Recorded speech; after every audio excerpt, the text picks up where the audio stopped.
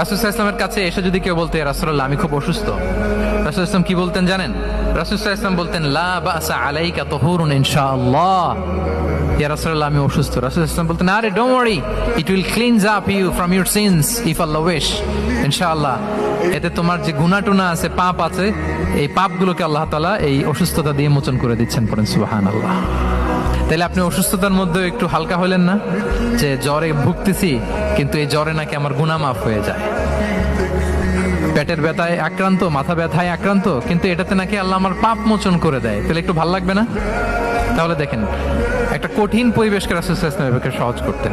অসুস্থ শুনলেই লা বাস তুহুরুন ইনশাআল্লাহ, আর কিছু হবে না, আল্লাহ তোমার গুনাহ মাফ করে দিচ্ছে। অসুস্থ ব্যক্তি দেখলেই মাথায় হাত দিয়ে দোয়া করতেন, আল্লাহুম্মা রাব্বান নাস আযহিবিল বাস ইশফি আনতাশ শাফি লা শিফাআ ইল্লা শিফাউক শিফাআন লা ইউগাদিরু সাকামা।